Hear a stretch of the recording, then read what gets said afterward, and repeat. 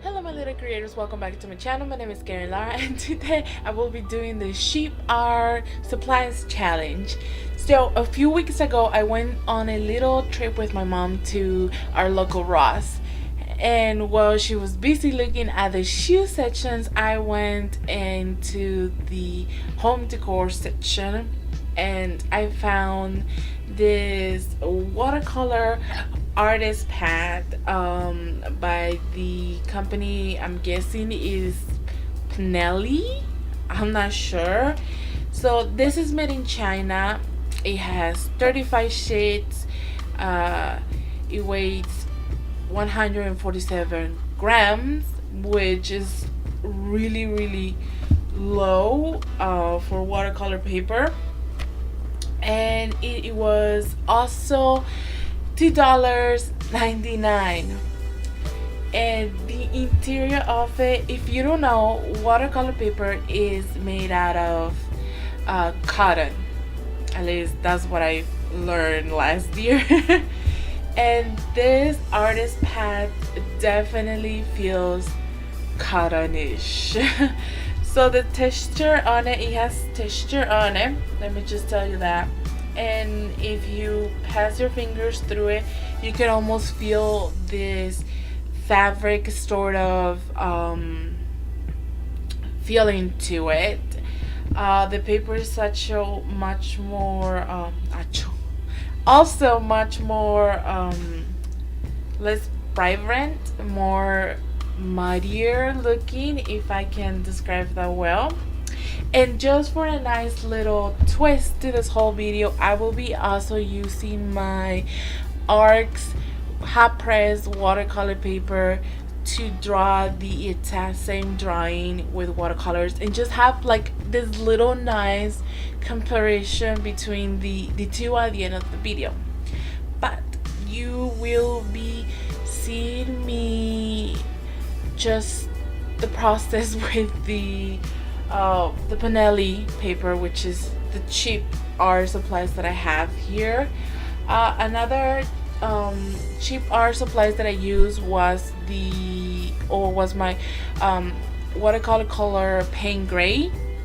The set of those watercolor cost me $7. They're the cheapest set I have. But for the skin, I will be using my COTMAN watercolors because those colors are super nice for skin tone. So I guess that's the only exception to this cheap art supplies challenge.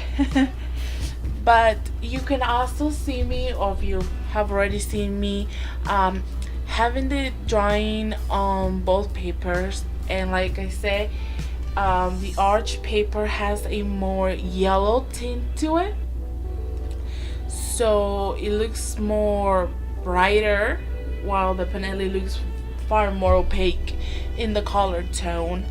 I didn't change any methods of how I watercolor, so I did everything I would have done with my other watercolor papers.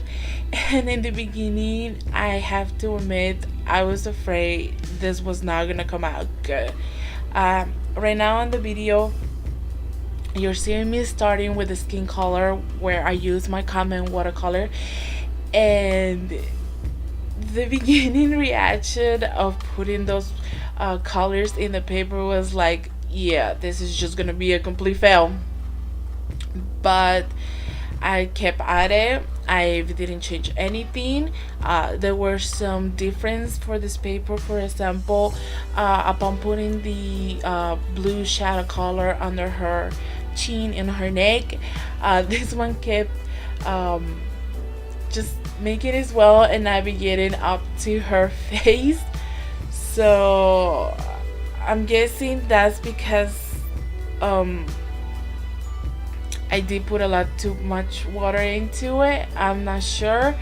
It did stop eventually, and from then I went on to doing her hair. In her hair, I went with a dry on wet technique, and that's where I used the paint gray color for her hair, as well as the sleeve.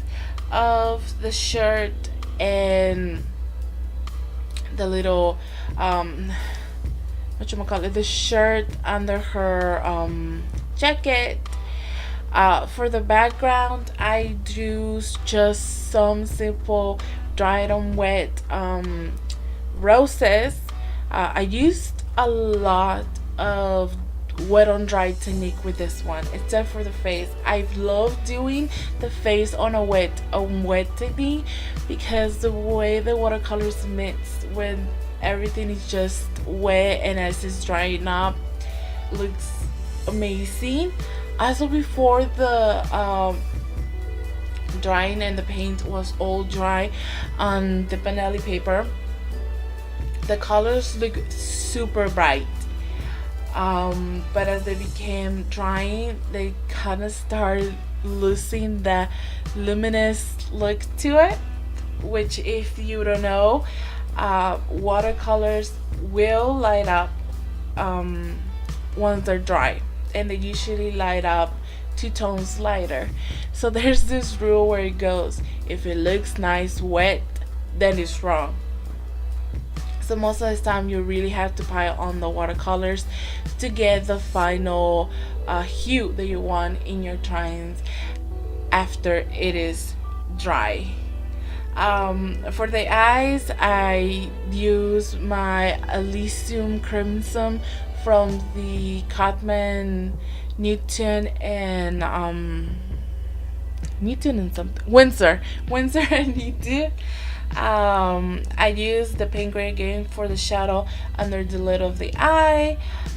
This time I put her some dark lipstick, and you also are gonna see me doing the outline with my Micro Sakura 02, in case you guys are wondering.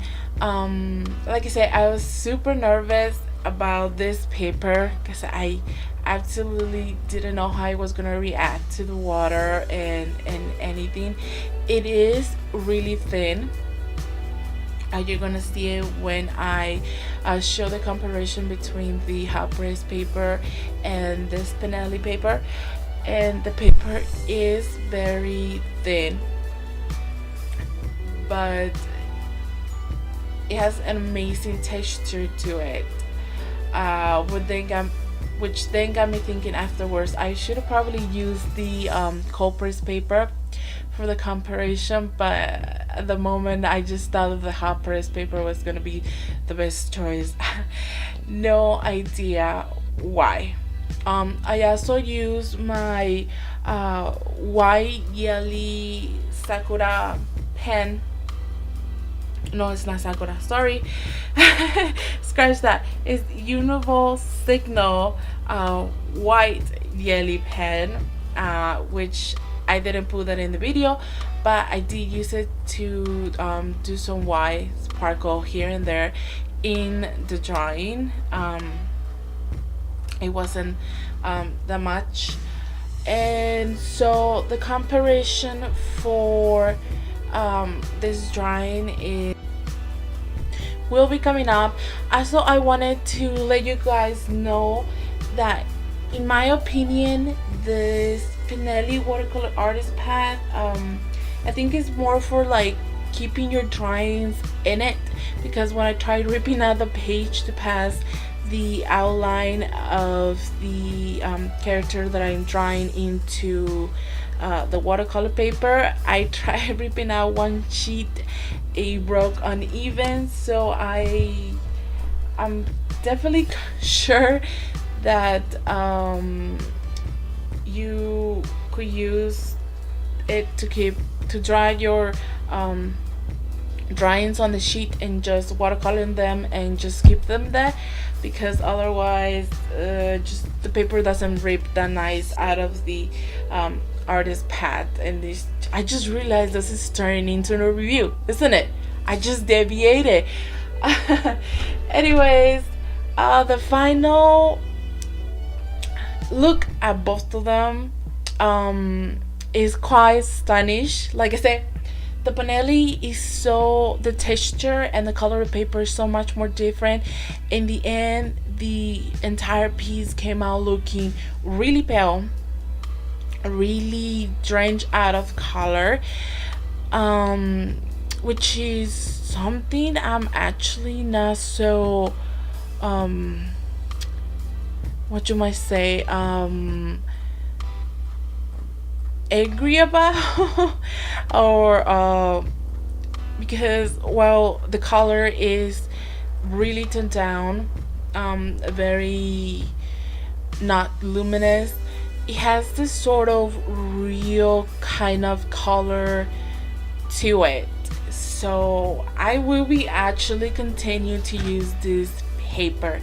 I liked it. It's cheap, but it's good and it works. As for the hot press paper, you can see is far more vibrant. There's a lot of color, especially on her face. It came out looking super neato. And like I said, both papers are different. One is super cheap, the other one not so much. And my last opinion, I really like how the PENNELLI final piece looks. Like I said, I'm gonna keep using the paper now and then. I'm super happy I actually bought it. And just a little lesson at the end of this video: cheap supplies aren't always so bad. What counts is you know how to use them. So let that sink in. Cheap supplies, not that bad.